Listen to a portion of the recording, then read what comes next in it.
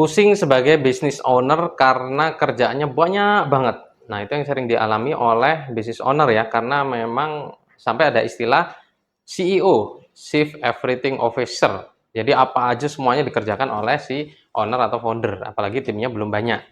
Dan akhirnya karena saking banyaknya kerjaan, mulai dari kerjaan finance, kerjaan SDM, kerjaan marketing, kerjaan produksi, itu harus dikelola, ditangani oleh owner atau founder, nggak jarang akhirnya pusing nih, bahkan burnout ya, bingung mana yang harus dikerjakan duluan, atau sampai sering lupa tugas-tugas yang harusnya dikerjakan hari ini, atau ada jadwal meeting hari ini, besok ada jadwal meeting, itu sering lupa.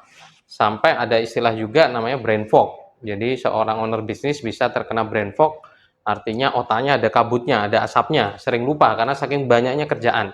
Nah, ini bahaya karena akan mengganggu performa bisnis kita.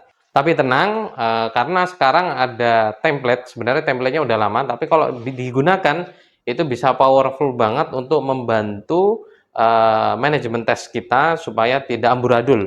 Namanya adalah Eisenhower Matrix. Ini saya sudah pakai dan tim saya juga pakai, dan akhirnya kita bisa membuat skala prioritas, mengerjakan tugas-tugas pokok yang penting, dan akhirnya output ataupun outcome-nya itu lebih bagus nanti hasilnya.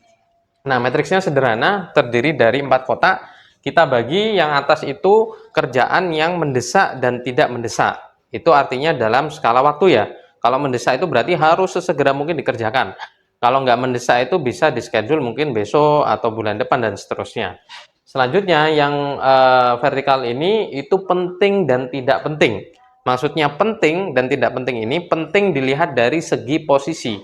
Kalau brand owner ya posisinya brand owner. Apakah kerjaan ini penting dikerjakan oleh brand owner atau seharusnya tidak dikerjakan oleh brand owner? Kalau dalam struktur hierarki organisasi atau perusahaan kan ada banyak, mulai dari staff, ada SPV, ada nanti head, manager, direktur, dan ke komisaris atau owner. Nah, masing-masing itu harus bisa menilai apakah pekerjaan ini itu penting untuk dilakukan oleh posisi atau jabatannya.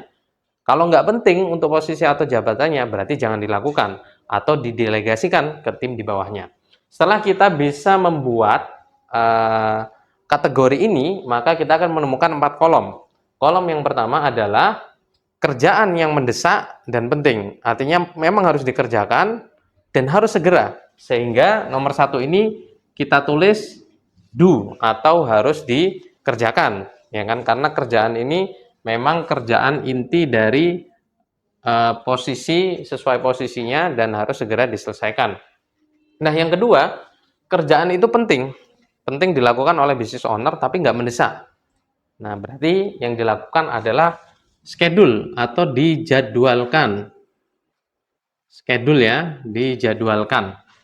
Kita pakai analogi atau contoh seorang business owner aja ya. Yang ketiga itu tidak penting buat business owner, tapi mendesak harus dikerjakan saat itu.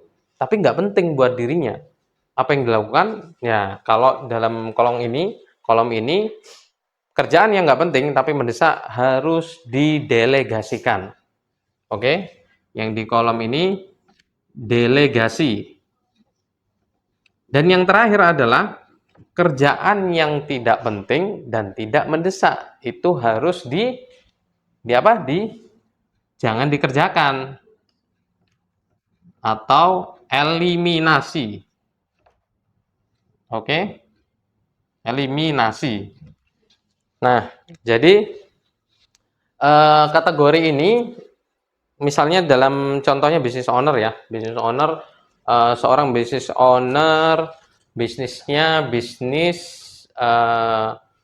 F&B misalnya. Bisnis F&B sudah punya warung, terus sudah punya tim misalnya 10 orang sampai 15 orang jualan nasi goreng. Nah, sebagai seorang business owner, maka hal yang penting dan mendesak misalnya di hari itu.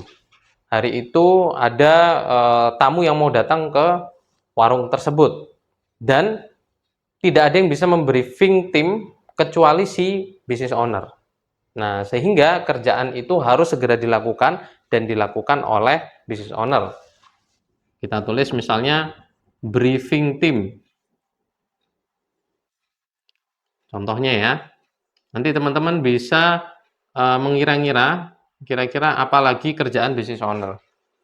Atau misalnya, di hari itu tanggal 1 atau tanggal 25 saat gajian. Jadi si finance sudah membuat, laporan keuangan, sudah membuat payroll dan untuk penggajian, dan harus dievaluasi atau dianalisis sudah betul belum, terus transaksinya dilakukan. Dan itu harus dilakukan business owner, nggak bisa dilakukan oleh staf bawahnya, sehingga harus dilakukan. Atau kita sebut penggajian, misalnya. Nah, itu yang kolom pertama, teman-teman silakan pikirkan kira-kira kerjaan apa yang memang harus dikerjakan oleh business owner dan itu juga mendesak. Selanjutnya, kerjaan yang dilakukan itu penting tapi nggak mendesak. Bisa misalnya dilakukan bulan depan. Contohnya apa? Contohnya di SDM nih, SDM kan perlu ada upgrading atau untuk upskill karyawan-karyawan. Timnya perlu di-upgrade. Nah, yang bisa memotivasi mengajari si bosnya atau business owner. Nah, karena hari itu mungkin ada kerjaan lain yang harus dikerjakan, si kerjaan mendesak ini. Nah, tapi ini penting dilakukan supaya karyawan ini bisa mengerjakan tugasnya sesuai SOP, sehingga harus dijadwalkan. Jadi misalnya pelatihan SOP gitu. Ada lagi misalnya kerjaan yang bisa kita lakukan berkala, tidak harus setiap hari, tapi penting banget. Dan itu harus disupervisi oleh si business owner yang punya karyawan 10 sampai 15 orang ini. Misalnya stok opnam.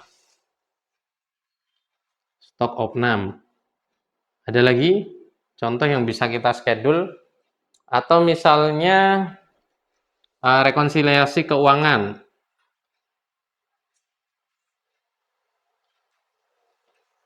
Nah, jadi kerjaan-kerjaan yang bisa kita schedule di tanggal berapa, akhir bulan atau awal bulan, dan itu memang penting, harus ditulis, dijadwalkan. Kalau enggak nanti bisa terlewat, terlupakan.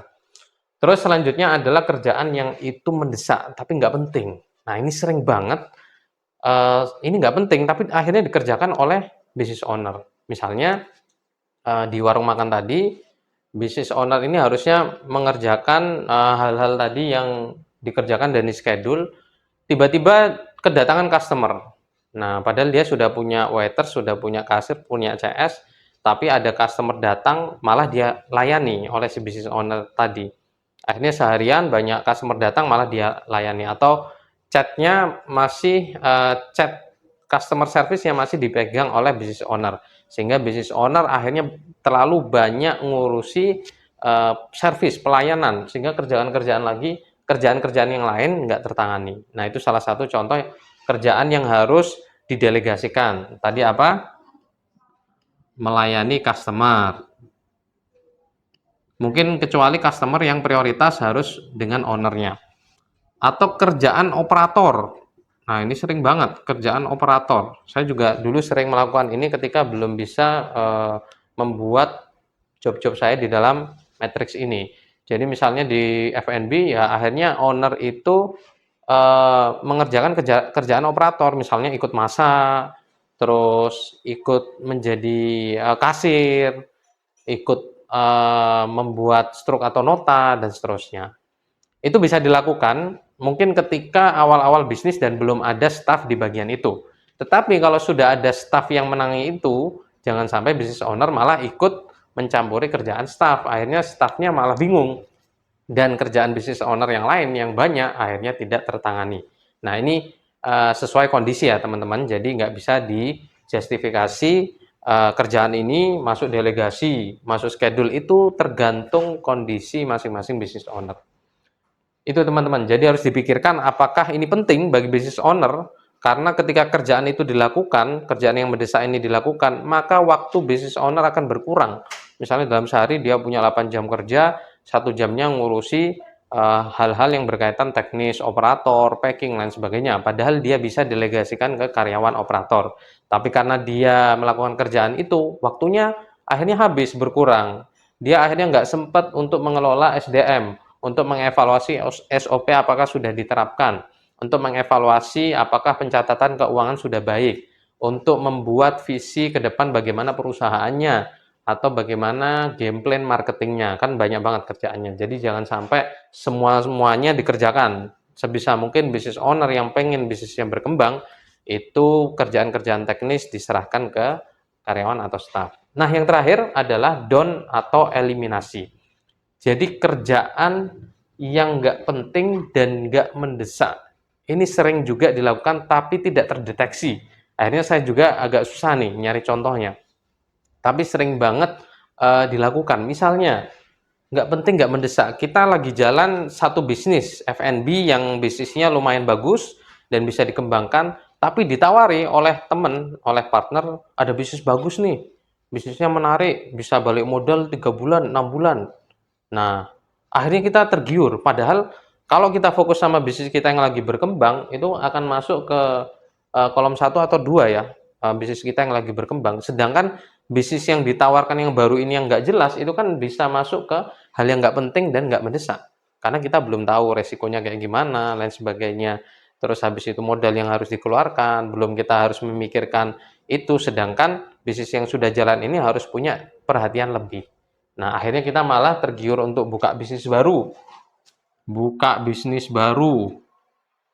Sedangkan bisnis sebelumnya belum settle. Atau kita membuat, ada juga nih yang sering dilakukan baik business owner maupun staff ya.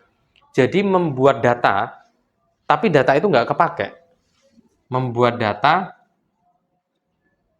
data yang nggak kepake. Jadi merekap data, tapi tidak terpakai. Nah, jangan sampai apa yang kita kerjakan itu akhirnya nggak terpakai atau nggak menjadi outcome. Gitu misalnya bagian admin, dia nginput penjualan satu-satu, penjualan di outlet satu-satu. Ternyata dia nggak perlu input karena setiap penjualan sudah pakai software di kasir. Jadi otomatis orang yang order masuk ke software. Tapi karena si staff ini nggak diarahkan, sehingga dia merasa perlu menginput. Dia merasa sudah kerja, tapi kerjaannya ternyata nggak berguna.